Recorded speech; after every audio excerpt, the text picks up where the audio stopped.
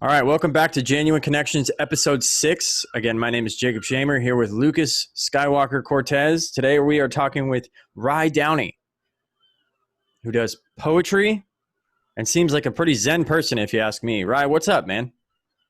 Oh, just living the dream, I guess. Just out here in Spokane at the moment, trying to make a move back to Seattle. I've been working on my newest book of poems, and that's basically been life like the last 3 months or so. Yeah. Your newest collection? Yeah, my newest collection. The one that I have out now is called Flowers Leaning Toward the Sun, and that came out last June. And the one I'm working on now is called The Dinosaurs Are Orange in Seattle. Cool. I dig it. You know, is there something... right off the bat, do you guys know the band Incubus? I've heard the name. Yeah. Dude, Incubus is like my favorite band from high school. Like, yes. Yeah, me too. Yeah, you remind me of Brandon Boyd, the lead singer. The look on his face, man, you just hit it. You just hit like the happiest nerve ever, dude. Yo. Muchas gracias. That's a fucking compliment and a half right there. Appreciate you. Yeah, no problem. Word. So Looks like it's Christmas in your house. Yeah, I was gonna say that it looks like a Christmas tree back there. What's the deal? It is literally just a shrub. I think it's a pretend shrub too. It's fake. So I don't know. I did just get finished with watering the flowers in my mom's garden though. Like since COVID hit, I've been over here in Spokane, living easy. So in return, she just went on vacation to Wyoming with my dad. And I just got done watering the front and the back, and those are 100% live, organic, living, responding. Yeah, dude. I was telling my dad not too long ago, I was like, listen, you're quarantined in a house with a backyard and a side yard and a front yard where you can find something to do. Like me, I'm in this tiny little studio, and my dad's like, oh, man, I spend all day out in the yard. I was like, I'd fucking love to spend all day out in the yard, man. Like, give me some kind of chore, bro. Give me something where I can go out and spray with the hose, like spray the dog down or whatever. I don't care. Well, yeah, in the summer, it's nice to go outside in the summer, you know. You guys are always coming to my island here. I got a lot to do. Oh, my God, looks like man. There's a lot of room, too. There is, man. If you keep getting fat like that, there's not going to be a whole lot of room for very long. Hey, man. All I've been doing is eating fast food and just sitting on my computer all day. Dude, I know. So they got like a McDonald's out there to the island and everything? Or what's your favorite fast food place? Yeah, they got Uber boats. So they'll actually row it out to me. Whatever. You're so dumb, bro. they'll airdrop it. Oh my What's goodness. that called in Call of Duty when they drop the supplies? It's called a supply drop. Is it? I mean, it depends on like it depends on like what game you're playing, but the most recent one is like it's either a supply drop or a loadout drop. But yeah, I just remember that British guy where it's like, what is it? Airdrop incoming. I've never played Call of Duty, so you have me. I play it like every day, dude. I play it every day. The Call of Duty guy. Now he's just not responding, making me seem like I'm some idiot. But you are an idiot. Yeah, I know. All right. So, hey, Ryan, I was hoping that you could read us maybe a poem or two. Oh, Lord. Yeah, sure. Yeah, that'd be awesome. So I got you. So this is from my my collection of poems called Flowers Leaning Toward the Sun. Oh, you've actually got it in print already. Oh, yeah, dude. This is my, it's also available on Amazon, or you can hit me up on Instagram or Facebook and get a purchase yourself, and that way Amazon don't cut into my earnings. But yeah, wow. Anyway, 100% pure published poetry. Yeah. Cool. All right, let's see. Okay, cool. So this poem is called Kill Your Idols. You raised the idea of us running away together. In that moment, I swear I saw us side by side, unknowing where we were going, headlights illuminating just enough of the path we had faith to follow. I scoffed at your suggestion, said something about how far I've come. I have a job now, a place to live, and a savings. a pile of money I'm not supposed to use. What good does that do me? I'm realizing that I'm scared and lonely and so tired of being responsible and alone. I'm a free spirit. I belong to the universe with no one to call mine and no one to call me theirs. It makes me think of Bukowski. I admire that man and hope that my words are something like his and how they slice your guts open and at the same time rub your back and let you know everything is going to be okay, even if it's not. I hope to be like Bukowski, but at the same time I don't. He died alone and miserable of cancer of the liver because he drank himself into a place where the sharpness of the world was dull enough to bear. I'm too much like him already. Was he a hopeless romantic who became ultimately hopeless? If I could spend time with one famous person from the past, it would be him. I'd probably try to match him, drink for drink, and when I failed, with my head hanging heavy over a puddle of sick, I would spit, wipe my mouth, straighten up, and ask, "Did you ever believe in true love?" I used to. Fuck. I used to believe so hard. I was a believer, and that carried me everywhere. Still romantic, still hopeless, struggling with believing in anything anymore. Nice. Wow, dude. See, let me just say, I liked it. Hey, can we get some claps in chat? Can we get some claps in chat, please? Go ahead. Okay, Jake, you can respond first. Okay, I gotta say, man, was that, first of all, let me ask, was that an F-bomb at the end? Or did you say luck? No, it was an F-bomb? Okay. So I love that this is like not trying to be up its own ass like most poetry is, right? Like most poetry, you get like these big ass words that you don't hear every day, and it's like some dude just trying to take words out of like the nether and like put them together and make it sound pretty. Right. To me, this sounds like you're literally just saying what's on your mind and just like putting it into this like plot, right? And I really dig that. And it sounds raw because like that F word, you don't get the word fuck in poetry very often. So, you know, I liked it. I thought that was really badass and raw, man. Thank you. I appreciate that. Yeah. Yeah, I like my favorite part was well, not my favorite part, but the first part that struck me was when you talked about being responsible and just not wanting to be responsible anymore. Because that's kind of something, you know, like I'm 29. I think, Jake, you're 29, right? Yep. How old are you, Rye? 32. I turned 32 this past June. 32. Okay. So, yeah, so yep. We're all pretty much geriatric fucked at this point. Right, halfway. Yeah. No, but like the older I get, even though we're still young, it's like some days like this background, right? Like I could take this more seriously and have like, you know, a nice background, maybe put on a nice shirt and ask you polite questions. But sometimes I'm just tired of like wanting to be a grown up. True. And that part, like something struck me a couple of years ago where I realized like, and I think I was probably under the influence when I had this epiphany, but that's when most epiphanies occur. Exactly. I was like, what I realized was that everybody who's younger, they can't wait till they're older. You know, It's like when you're a teenager, you're like, can't wait till I'm 16, get my car. Then I'm 18, I'm gonna go to the strip club, and then 21. And then like the older you get, like all the people in their 40s, 50s, they're like, man, I wish I was 25 again. Like I would tear up the town. And it's like nobody. So my thing is like, I just have to realize wherever I am today, that in 10 years, I'm gonna wish that I could be 29 again, and it's just gonna keep going on like that forever. So enjoy the moment for what you have, not for what you want out of it.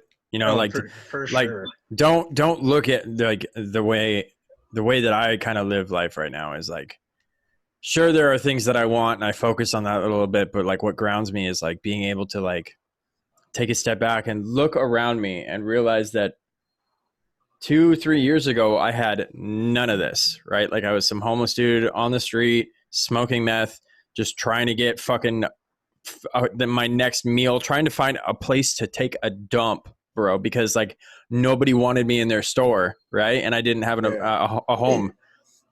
So like, you know, it's like looking around. I got this new mic today, XLR cable, fucking new XLR mixer. How am I able to afford this? And like, Dude, at that point, I stopped thinking about it. You even have an Instant Pot. I can see it. Fucking Instant Pot gang, baby. I was just What's telling up? my friend today about Instant Pots. Yeah, they're dope, bro. Over They're dope. 9,000. Yeah. But yeah, the other thing I liked, Rod, was I liked how actually. Can you share another one? Yeah, I'd love to hear another sure. one, man. I'd love to hear another one. Before that, I'll speak to what you were talking about where you said that it didn't sound like it was up its own ass, and I appreciate you saying that because that was one of the things I wanted to do the most. And one of the most difficult things with finding a voice of your own that didn't sound like you're trying to write poetry. Yeah. Because that's like the fucking kiss of death. Like if you're trying to do anything, but especially poetry, if you are trying to write poetry in order to sound like someone who writes poetry, it's going to sound like doo-doo. And yeah, for sure. So a long period of time was me trying to write through that artifice and then like strike the pay dirt of like trying to find like exactly what I sound like, not someone else sounds like. Well, see, that's kind of the thing that with like art and drama, you know, like me, I'm a music student and we're in the art building, and it's like there's all the drama people, the theater people, and it seems like a lot of that stuff it's not like, well, it's kind of fading in today's world with like, you know, technology and coding but for me, it's always like looking at like plays and musicals and some poetry. Like some of this stuff is too dramatic. Like it makes me, it's like cringe-worthy almost, where they're like, right. Oh my, like how could you possibly like, oh, how will I live? And I'm just like, this is so fake. It doesn't, right. I can't relate to it. I think that's why a lot of actors are kind of like the ones that people really like and stand the test of time are like pretty understated. Like they let the lines work for them and they let silence kind of work for them too. Yeah. It's like brevity is the soul of wit. So like the less you have to say in order to achieve what you're trying to say, the better. Yeah, like Anthony Hopkins.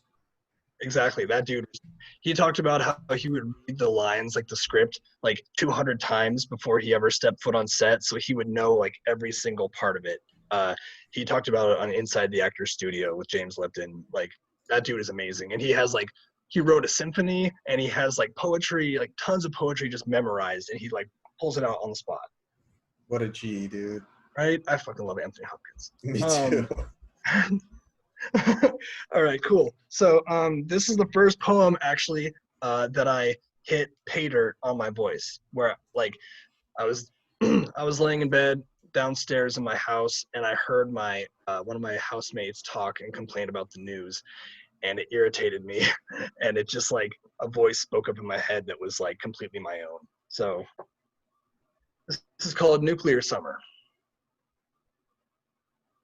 I sit huddled in my bunker while the news shouts at me from upstairs in the form of my housemate, who truly believes that we need laws in order to live. I can govern myself quite easily. How about you? It's been almost 3 weeks since we called it quits. I moved out and back into the place where it all began. I was upstairs then, now I'm in the basement. I don't know if it means anything or not. All I know is I can see us running from death when we're the chicken with its head cut off. I don't need to read the news to know what's going on.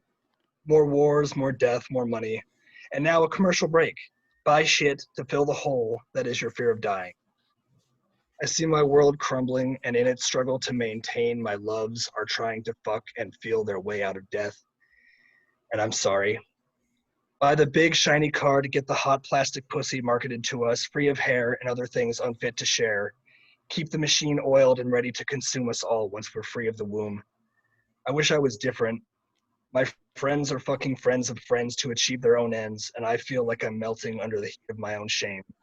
I'm in the same boat, selfish and vain, so I sit in my room in the basement where it's nice and cool, and I castigate myself with the weapon of my words, wagging a finger at you and me, begging us to get better. There's nothing but bad vibes on the TV, fear versus hate being sold to us from every talking head, and they pretend that they just don't see, just like my friends and me. We're both blind in our own ways. Whatever it takes is what I'm saying. And the Oompa Loompa and Two-Face are duking it out over a house made by slaves. I pray to God, pray to Allah, I pray to the thousand eyes of the Hindu gods to deliver my loves from this crucible of shit. My only fear asks what shape such an almighty flame may take, whether nukes or fire or dinosaurs' bane. Our sins may be the pins in the grenade of our fate. Damn. That's a heavy hitter, dude. Yeah, dude. I heard a lot there. I was trying to like take it all in at once. That's one of those ones you probably have to read it like 4 or 5 times to get every little bit of it. True. You know what I mean? Yeah. Man, I heard stuff about like presidential elections. I heard shit about like the first thing that came to my mind was like Mr. Robot and like the rant that Elliot goes on when he's talking about fucking like corporations want you to buy their product. All we care about is what's coming in the mail. Fucking like make yourself feel better by ordering more shit. Right. You know, retail therapy. Yeah. That's crazy, man. I super suffer from retail therapy. I feel it. I work at Vans, so it's constantly shit to buy. Dog, at like hella discount.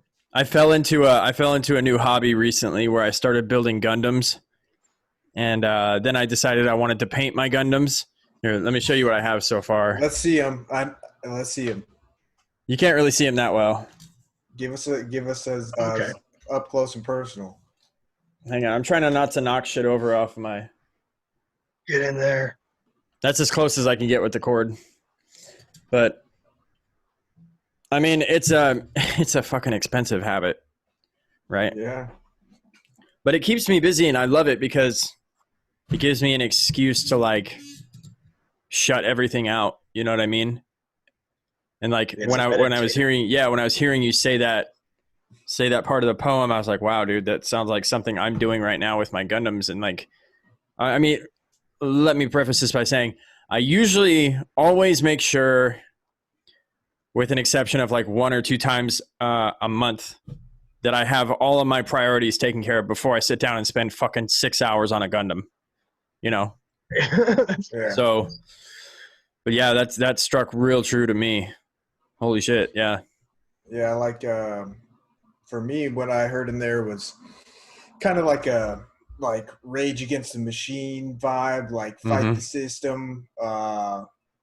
And I think the part where you were talking about just the news, how they're when you went to commercial break, it's like just how like just comfortable we are, and like how mainstream it is to be like, look at this murder, look at this death, look at this new pandemic that's coming, bird flu, swine flu, like hide your kids, hide your wife, and it's just it's like everything is. If you do watch the news, it's like it seems like the world's such a dark, evil place. But then, you know, you actually go outside and do stuff with your friends. You're like, it's not so bad, you know. But that's what sells. But my other thing is like, yeah, when I was using drugs, like I would get really paranoid and like big conspiracy theorists, like reading all this stuff online, and if I did that so often, and it just basically, like, at the end of the day, my good friend Jay, he told me, he's like, yeah, you can do that, and some of that stuff, like, is true, you know, like, but at the end of the day, how do you feel? Like, whether that stuff is true or not, there's nothing you can really do about it, and it just shifts your whole perspective. And it's the same with the news. Like, people are like, I want to stay informed. And it's like, yeah, but then you become like this fear-mongering, scared, angry person. At what cost? Yeah. So I also like the imagery of the guy alone or you alone in your basement. It's just like the focus is on the person and his thoughts. So it was really good, man. Right. Word. So like, one of my questions for you is like, how did you get into poetry? Like not everybody just like is born and they're like, oh man, I'm going to start writing poetry and publish books. Like where did this all like coalesce at what age did it kind of form for you? All right. Well, so I would say 11 years old is when I read this really obscure set of books, like kids books. They're called the Alden All-Stars. And basically it was just the story of this group of friends who played sports, because I was really into sports when I was younger. I still am, but like I don't play them that often because like how it's just not as tight knit, you know. So anyway, I wanted to replicate those stories because I liked them. So I started writing about kids played baseball, basketball, football, lacrosse, soccer, whatever. And then I started getting into BMX biking and all this kind of stuff. And so I would write stories about that. Like kids would go to camp, you know, and they would just do their thing. And then around when I was starting to become a teenager, my dad sat me down. He was just like, so what do you think you want to do with your life, like for a job? And I was like, I want to be a writer. And then my dad was like, okay. like, like I'm not sure if you should drop the reality of the situation on me at that time, but like knowing that he didn't really have a choice. So he was just kind of like, you know, it'd be a good job for a writer, a teacher. And number one, that is an odious lie. He was absolutely wrong about that. But I went to college and what does the word odious mean? Odious means like stinky, blatant, gross. Oh, like you can smell the lie. It's so bad. Oh, okay, gotcha. Yeah. So then basically I went to college, following my parents' recommendation, and got a degree and got my teaching certificate and absolutely hated it.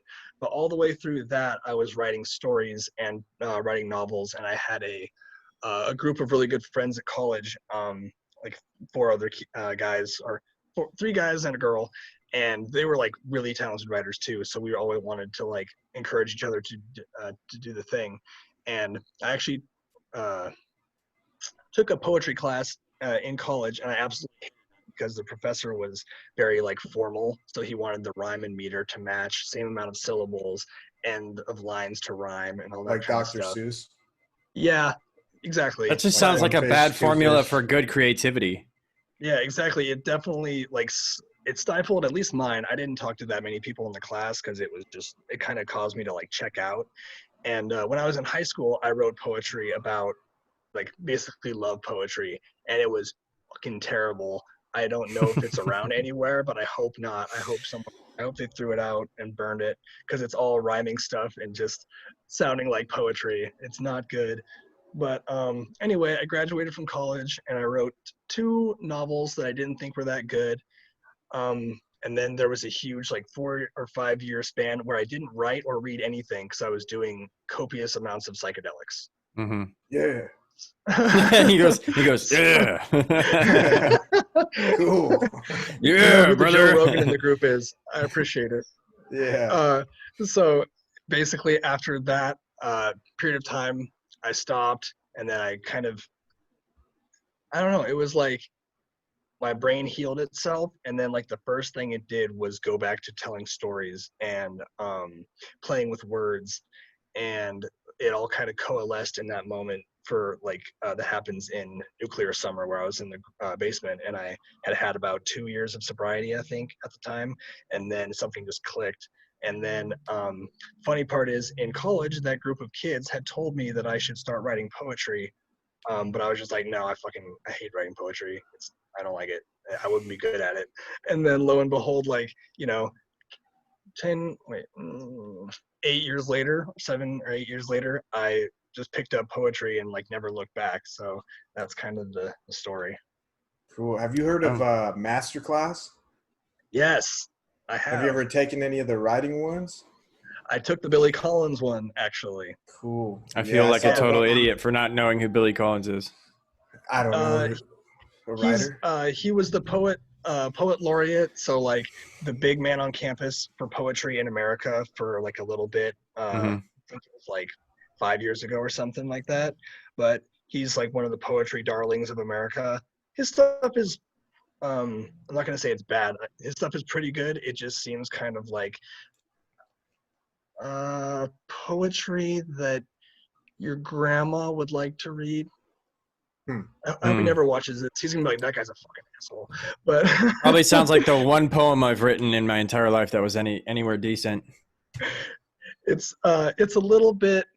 I would just say it's a little bit tame for me. That's what I would Yeah. say, because I love people like Bukowski and Ellen Ginsberg, who's like, shit, cock, fuck me in the ass, because that's like, literally like I Oh begged man. for a couple more inches of dick, like literally, like that's one of his lines. So like I Wow, love shit okay. that just like shocks you and like smacks you in the face. So Billy Collins and stuff doesn't quite do it, but he's an excellent teacher. Like if anyone has signed up and like paid for the master class, and you have a couple classes you can take still without having to pay more, or even if you want to pay more, like I think it's like $80 or something like that for his poetry lessons, they're actually pretty good.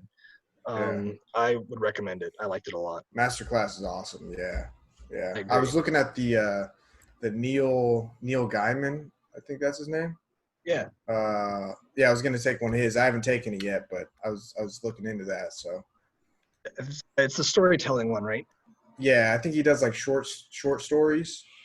But it just kept popping up on my feed, and I have the master pass, so Okay. I can watch all of them. Yo, there you go. Like I would highly recommend it, because he seems like, just any of the things I hear him say about storytelling and just words in general, and the world, he seems like a really knowledgeable dude. I haven't taken the class, but I would probably take it especially if I had the master pass. Yeah, when it comes to like words, man, there's so many different words of the English language that I have no idea about. Like I sit down and I watch like 8 out of 10 Cats, that show with Jimmy Carr and them, the British comedy show. And one of the parts that they do is where like they put up a random assortment of letters, and you have to like find a word within those letters.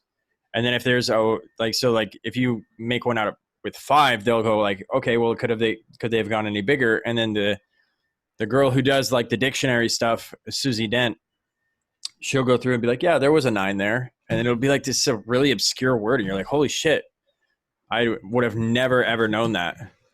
It's crazy. I think that sounds like a fucking word game that I would be all about, honestly. You should check it out. It's 8 out of 10 Cats. Jimmy Carr, the guy who hosts it, uploads all of their episodes to YouTube for free. Nice. Yeah, he did it. I think he did it because quarantine is so bad right now that people are like going nuts. So he uploaded all of his stand-up and all of like a bunch of YouTube episodes of the show for free with no ads. So, word. That's awesome. I love people who do stuff like that. Jake, yeah. Did you say that you have poetry as well? Yeah, I do. You don't want me to read it. You don't want me to read it, do you? I do. Yeah. I do. Fuck. Okay. Yeah. I have it right here ready, but I didn't want to have to read it. So, okay. You already had it ready. You knew it was coming, bro. Dude. Yeah. Well, the thing is I don't want to. Okay, I got it. I got it right here. The thing is once I pulled it up and I realized how conformative it is to like standard poetry, I was like, ugh. I mean, any creative person looks back on their old stuff and is like, ugh. You know what I mean? Like, you think it's trash, dude. It's like the same with my music. I think it sounds like crap, and then I play it. And I'm sitting here, and I'm telling him his music is great, but he thinks it's like absolute hot garbage, like a literal dumpster fire. And I'm like, no, man.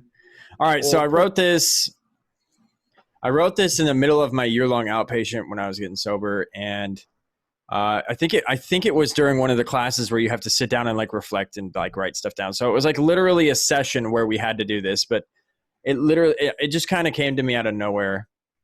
So here it is. And it's called Seasons, by the way. It's as the ground thaws and roots take hold like new ideas or ways of old. The past is gone. There's nothing there until I feel the need to share. Blossoming bulbs and new life too. There is a chance I can make it through. With every day a little bit warmer, and every day I'm less like the former. Every morning I see a new light that keeps on reminding me I can win this fight. But I cannot forget that winter of old, or soon I shall be right back out in the cold. The world waking up, coming back are the bees. I cannot forget how it felt to freeze. Ooh, that's far better than you think. Is it? Yeah, I like rhyming poems. I might be like a simpleton. I don't know, but I like it. Yeah.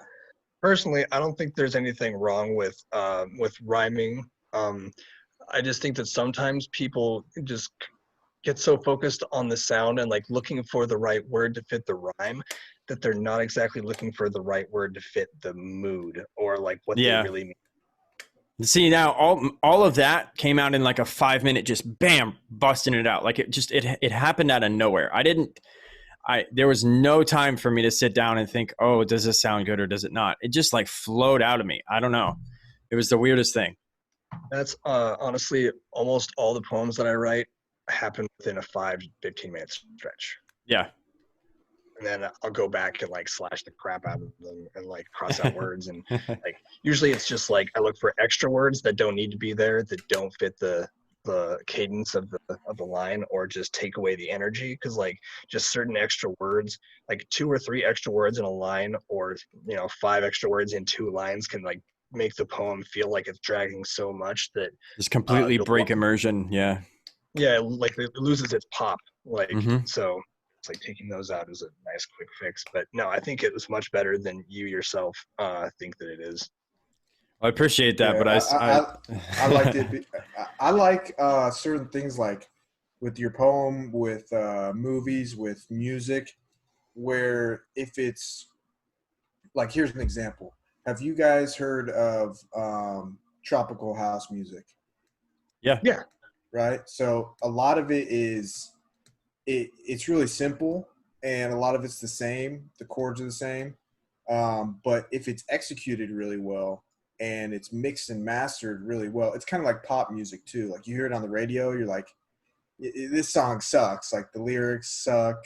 It's corny, but it's produced really well. So it kind of fulfills that like expectation that you Rebecca have. Black's Friday. Yeah, exactly. Like if it's catchy, you're like, dang, like I hate that I like this song. It's Friday, gotta get down on Friday. Yeah, you're like, damn, like why do I like this? And then over time it just grows on you. It's kind of like that. Or with movies, or shows like Game of Thrones, or any show where you want the good guy to win and then he finally defeats the bad guy. Mhm. Like I like stuff like that. But I also like when it just takes a complete turn. And that's why I also like with something like Game of Thrones, like where you're like cheering for this character and then they fucking die. And you're like, what? Like I was not expecting that, but it adds like Not a different, supposed to happen. Yeah, just a different element to it. I do like a good plot twist, and that's probably why I stick to a lot of sci-fi stuff. I love plot twists, like science fiction plot twists, because like, I don't know, one of the greatest plot twists I've ever seen that wasn't heavy, but it just like really was like, whoa, dude, was the one it was called Moon. And it was about a guy on the moon who was like running these combines, these combines on the moon that were like mining or something. And it turned out, I don't know if I should say it. I don't want to put spoilers out there. It just has a great going home. He was looking forward to going home, and something happens, and it ends up going wild. So, dude, who's the dude who's in that? I don't know. Sam something. He played the villain in the first Charlie's Angels movie remake with like Drew Barrymore and all that. I just typed in moon into Google expecting what I was the movie, and it just literally comes up with pictures of the moon. I am such an idiot. I don't know why I did that. How could I? Moon movie. Jesus Christ. I am like literally losing my mind. My Google foo is strong. 2000 Sam Rockwell. He was, so I can't tell you on stream. I can't tell you. You could spoil it for me. No, I'll tell you later. But anyways, I know him from Hitchhiker's Guide to the Galaxy. Yes. Which is my favorite book series and I didn't really like the movie, but I like the original series. But let's talk about. I want to talk about where you think, like, what are you doing now that you're in quarantine? Are you still writing? Yes, I'm definitely writing. So, as I mentioned before, I work at Vans, skate shoes. So just, hey, I like your hat, bro. Yeah, I see you. My favorite hat, dog. Word. I just that just came out of my vape, bro. Oh, yikes. Ooh, that's gnarly. Ugh. Okay, so yeah, working. So we actually had 3 months where we didn't work, but Vans is an excellent company to work for. So they actually gave us wages. Like they gave us our paychecks at about 75% of what they Oh, that's um, nice. would normally have paid us. So Mm. like, yeah, I wasn't hurting as much as a lot of my friends were. Yeah, but And you still can't get unemployment. right, that's true. But I was doing pretty well, and I didn't want to like have my hand out if I was already getting paid. Yeah, yeah, It yeah. just didn't feel right for me, so I just didn't do it. But um, for those 3 months, I worked really hard on my poetry, and I also am starting a poetry magazine with my buddy Eli. Oh, Um, cool.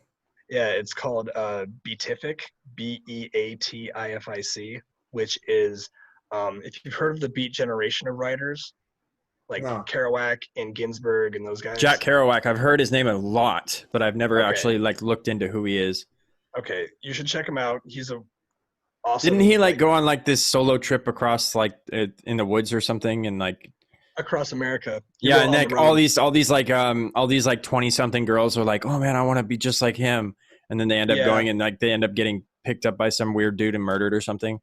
I don't know if that's part of the mythology, but he definitely was.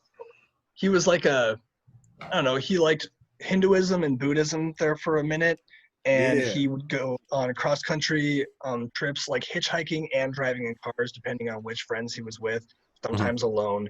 He wrote a book called He wrote On the Road, obviously, and then he wrote The Dharma Bums, and he wrote Visions of Cody, and he also wrote a bunch of poetry, and like all of his stuff is just crazy good. Um, but he was part of like a cohort of talented writers back in the 50s and 60s, and they were called the Beat generation, and Beat was short for beatific. So and beatific is like um, talking in psychedelic or Eastern religious terms, coming to, Sort of like a variation of beatnik. yeah, that's where it came from. Hmm.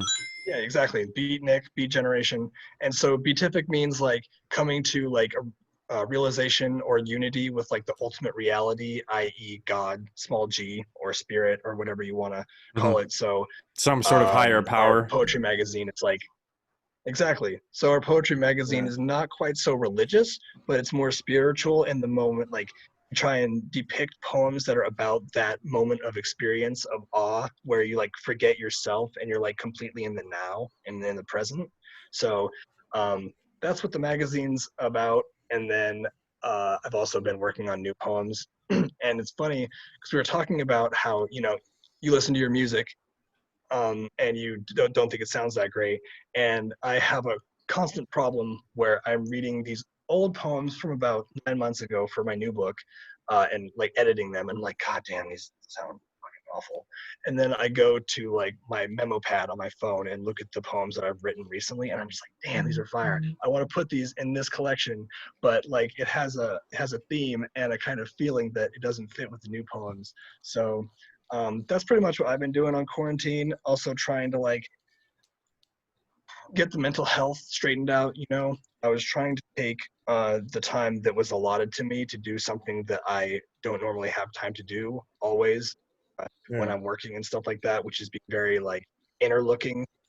Spending a lot of time either by myself or around people who I love and who I cared deeply for, and so trying to kind of just have a little bit more mindfulness and a little like some realizations about myself and that kind of thing, and that breeds more poetry, so it's kind of like a cycle, symbiosis.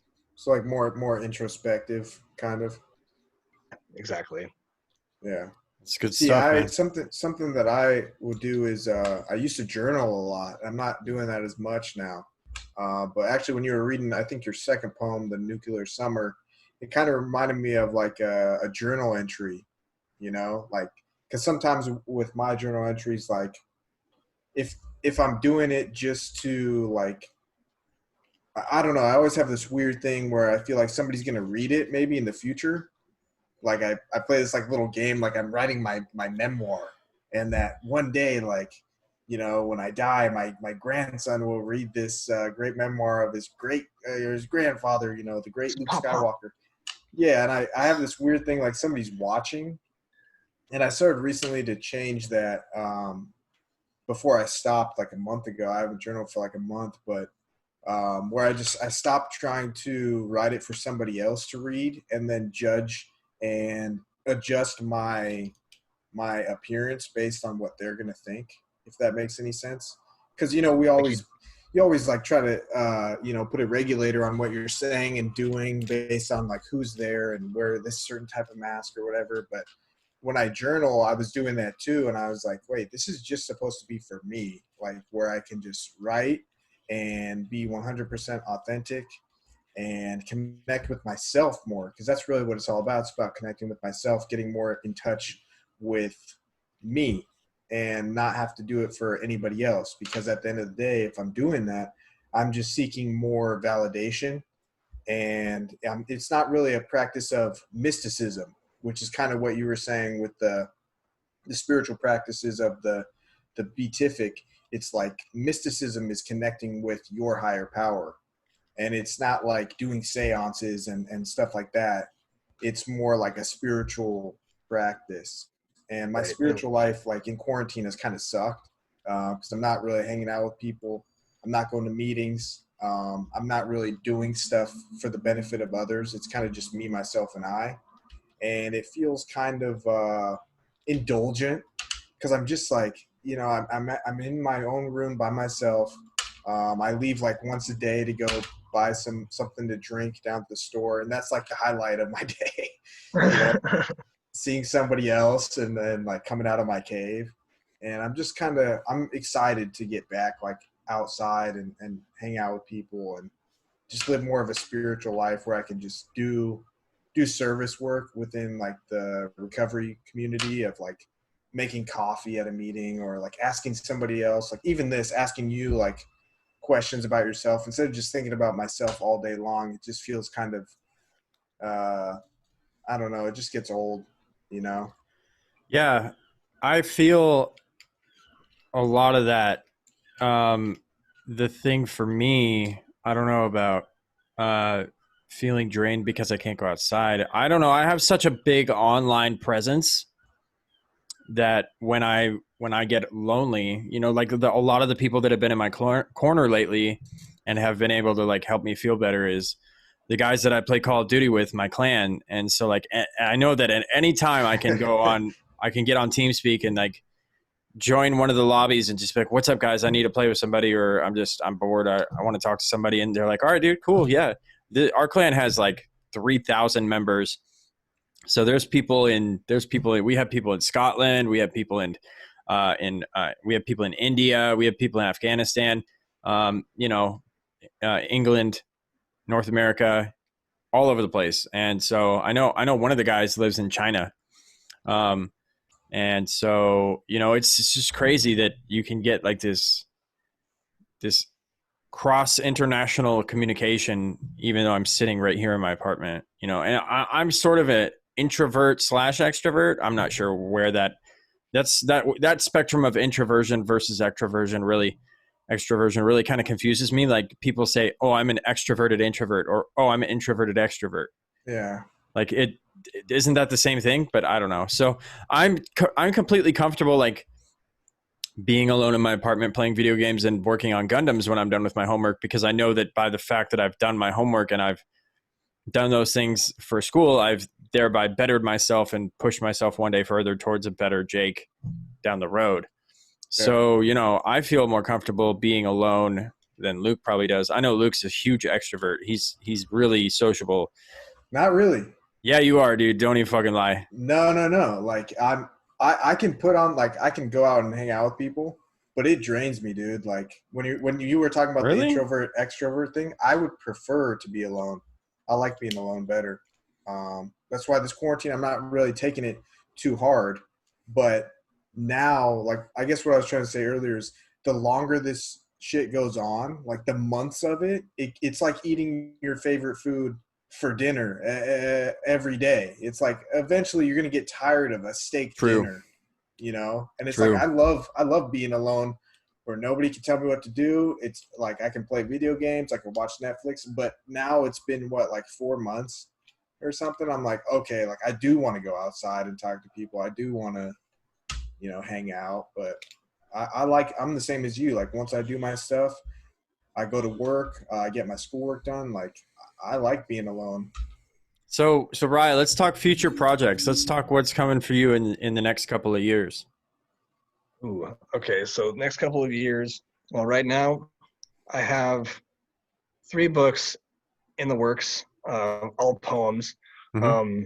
So this first one is called "The Dinosaurs Are Orange in Seattle," and that's from a poem that I wrote a while back. It's actually a love poem. What does that Um, mean? oh, that's fun. So you know, on the piers out down in Seattle, where Yeah. all the cargo gets taken off the ships with the cranes. You Oh notice how like yeah, the yeah, cranes are orange? yeah. Uh-huh. So the poem Yeah, they're the everywhere. yeah, and so the poem that has that title, "The Dinosaurs Are Orange in Seattle," takes place at Anthony's restaurant on the pier, and so Oh you can yeah. see sound and you can look down and see all the cranes, and so that's where that comes from. Anthony's Cool. restaurant is literally blocks from me and Luke. Oh, really? Yeah. Yeah, we're like Yeah. 3 blocks from it. That's awesome. Yeah. So that's yeah, so that's one book, and then there's another one called "The Green Crayon Poems." Um, and I wrote all of those at Beth's Cafe in Seattle with a friend of mine, usually between 3 and 5 in the morning. Uh, she would always like grab paper and crayons and put green crayon to me, because green's my favorite color, at me, and a piece of paper, and say, write a poem about this. So now I have like a compendium of poems written in green crayon that I'm going to transcribe and release at some point. Be a nice little nod to Beth's. And the friend that I went to Beth's with all those times, her name is Maya, and she's going to be designing the cover. So it's going to be a really cool thing that we're doing Awesome. together. And then the last one is called "Poems for the End of the World," Oh. and Okay. that's just that, like, those are going to be like very like deep meditations on a lot of different parts of existence. I'm not sure I'm going to release that, but that's the one I'm kind of the most Well, excited you for. better hurry. I You know, better right? hurry before the world actually does it. It feels like it could happen Before there's any no one moment. left to read them. Yeah. Maybe I'm So being a little bit optimistic. what I'm wondering about is like, what does it take to get a book published? Not even just a book, but specifically poems, because it's such like, I feel like poetry would be much harder to get published than just like a regular book. You're not wrong. Right. Out of all the types of books in the world, poetry books account for probably like the least amount of sales. Yeah. So normally, in order to get a book published, unless if you're a certain type of niche, um, you're going to want to have an agent who will take a look at your book. So you'll like query a bunch of different agents that you like based on who they represent, like artists that you admire. So you're like, hey, I saw that you like this dude's stuff and mine's kind of like his or hers. So would you like to take a look at some pages? They look at the pages or say no, but usually they say yes, unless they're not getting new clients. So they read it and they tell you what they think. If they want to represent you, they represent you, and they get 10 to 20% of whatever royalties and book sales and contract signage you get. In poetry, it doesn't really work that way. In poetry, you basically try and send your poems out to different magazines, see if they get published, and then when you have a certain amount of publications, like credentials under your belt, you send your own poetry books out personally to different presses that, you know, either say yes, we want to publish your stuff, or no, we don't want to publish your stuff. Or you can go the route that I went, which is self. And so there's a few different like self-publishers in the game right now, as it were. But Amazon is great. God, Amazon. They're pretty much the best to go to, because every other place asks for money up front, whereas Amazon, you just go to Kindle Direct Publishing, set up your account, and then you just follow a step-by-step guide on how to self-publish your book. Yeah. They don't charge any money up front. They only charge So you it's the all money. from sales. Yeah, exactly. And it's print on demand. So there's no overhead, low risk, because you only lose money if what you don't make any sales. Basically, but it's like your book doesn't even exist except for like in the ether on a computer until it gets bought. Right. And then That's print what I it did. like right then. So it's I have on-demand an printing. ebook. Yeah. Okay. It's made to order. So Okay. Right. You don't have any inventory. You Wow. basically what I did, like I have an old ebook that I wrote, and then I published it on Amazon. Is that the workout one? Yeah, it's like diet and how to get in shape. Yeah. And it's just like I formatted it on Microsoft Word, and then I uploaded it all to Amazon, and then now you can buy it as an ebook for your Kindle, but it's not in a paperback or anything else. But I saw that option, and I think that's maybe what you did. I don't know. But when somebody clicks to order it, then it's printed and then it's shipped directly to them. So there's no inventory. So there's no risk of losing money on the inventory because there is no inventory. Yeah, exactly. Okay. Exactly. That's pretty fucking smart if you ask me. I mean, Amazon being a god of a company as it is, like whether or not you like it or not, there is a plus side to everything that they do.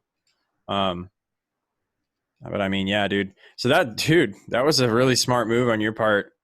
Like, there's been so many times when I've sat down and like looked at my life and was like, holy shit, I could totally write a book about all the stupid things that I did in my life, and I might make a sale. But the problem with me is like trying to so most of my life is like drugs, which means that most of those memories are gray, right? Yes. And that I can't remember them. So, but also very, very obscure compared to a normal person's daily. Absolutely, bro. Sleeping in garbage cans, smoking crack on top of the Space Needle. Like, not everybody does that, dude. Dude, I smoke dope in like the most obscure places you can think of. Meth will make you not give a fuck. Yeah. Literally. Yeah. I literally smoked meth many nights next to like a block away from a police station, parked in a dumpster ass car, looking like fucking shit. Looking like Beetlejuice. Yeah. Yeah. Basically. Worse than Beetlejuice. Everybody's got at least one book in them.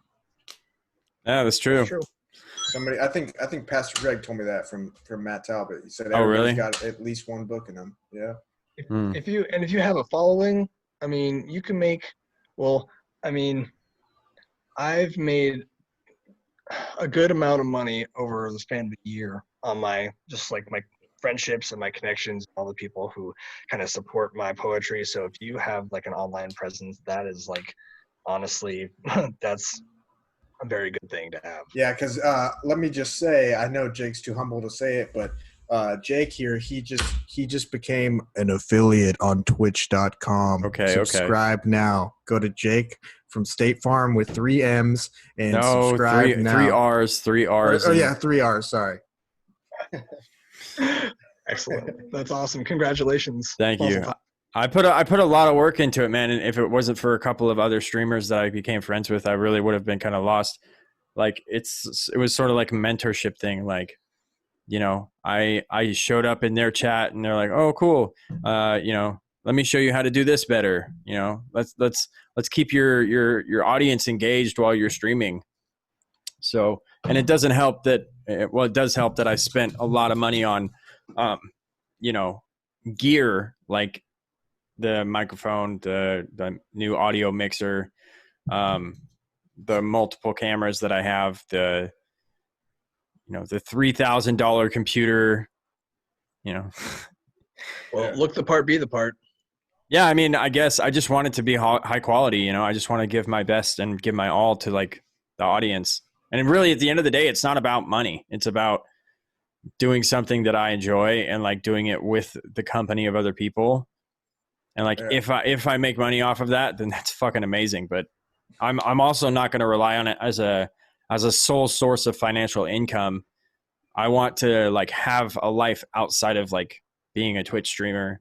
I just kind of want to do this on the side, you know. Well, like my philosophy, like the best thing that I've like, I think I heard this from maybe Gary Vaynerchuk or somebody, I don't know, but basically like you have your day job, you have your normal stuff that you do, And then in your free time, you start building up a little business doing something that you really love, you know, like you for streaming or your poetry.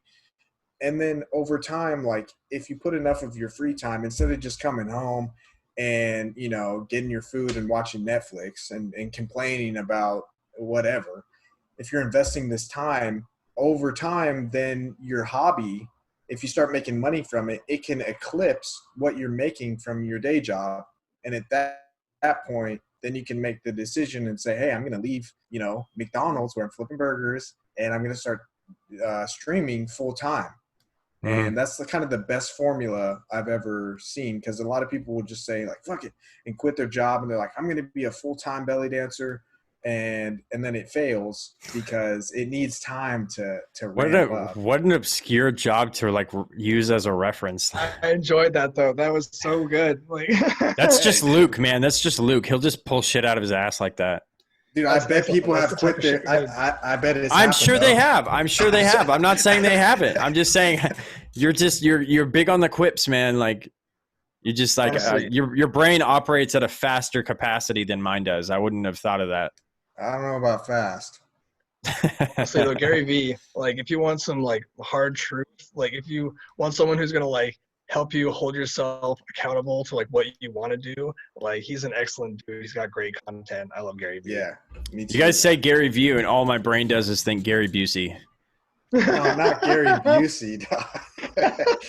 It's complete opposite. That guy's in the nut house, bro. He is. He's fucking lost it, bro.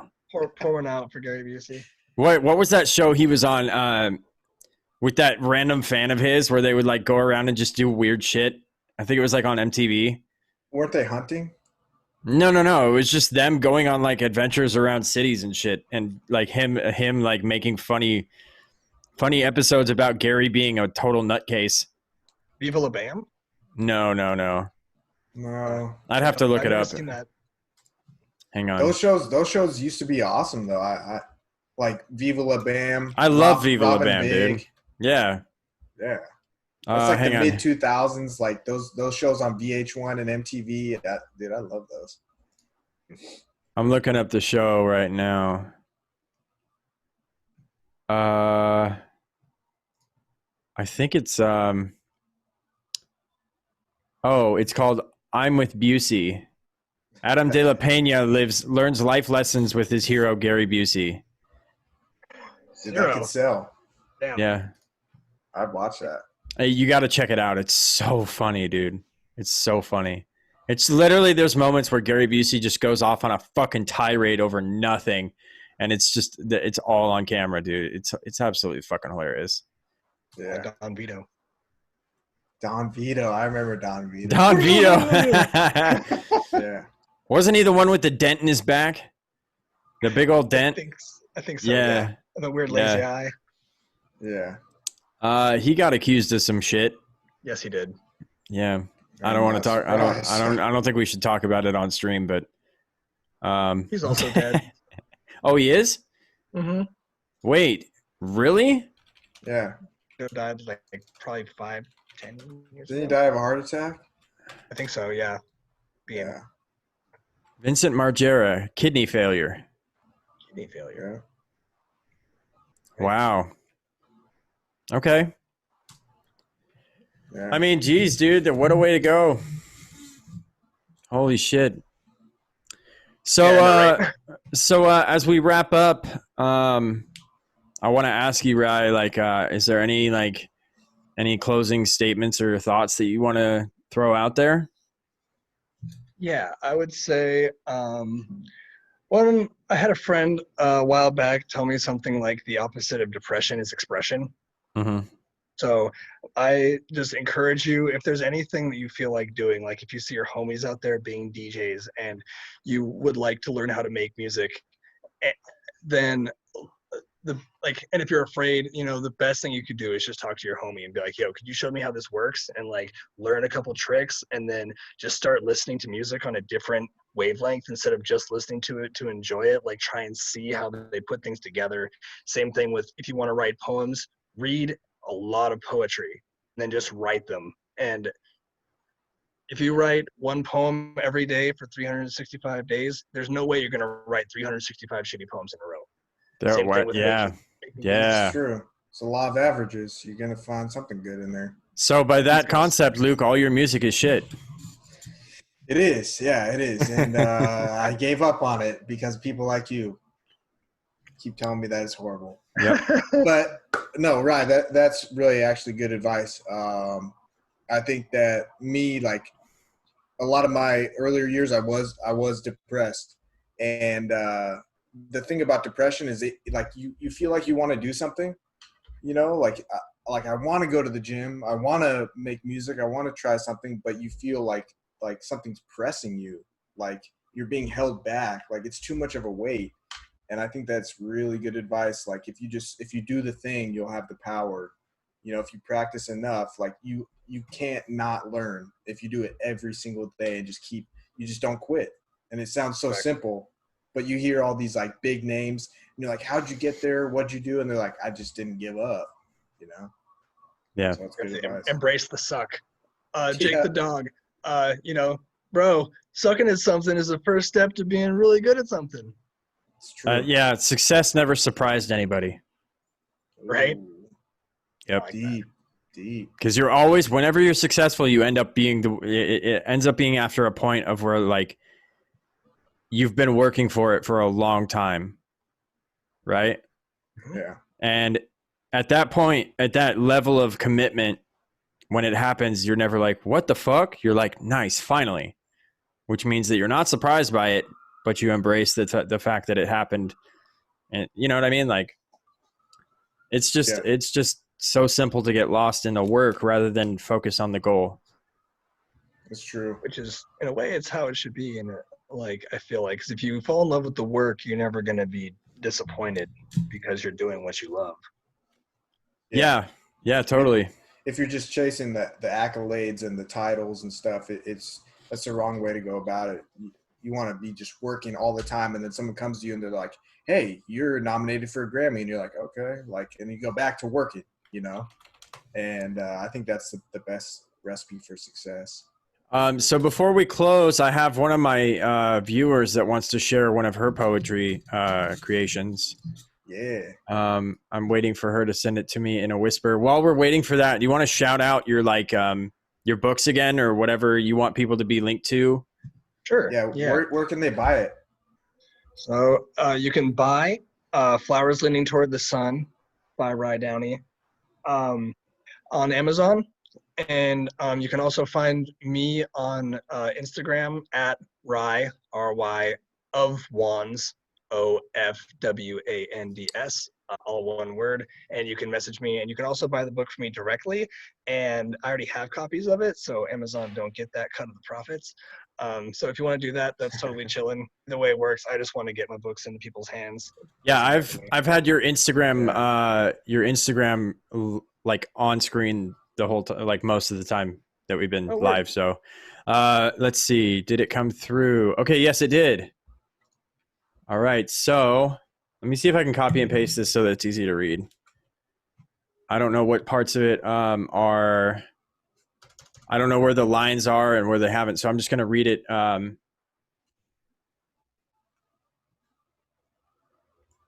Oh, I see. She's sending it in bits because there's a maximum character limit on Twitch's whisper mode. I think that's it. Eskimo, is that it? Okay, that's it.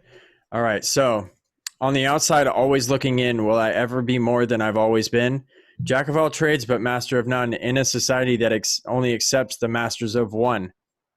What do you want to be when you get older? They ask over and over. Always that same question, but most of us not knowing are growing old in a state too sad to mention.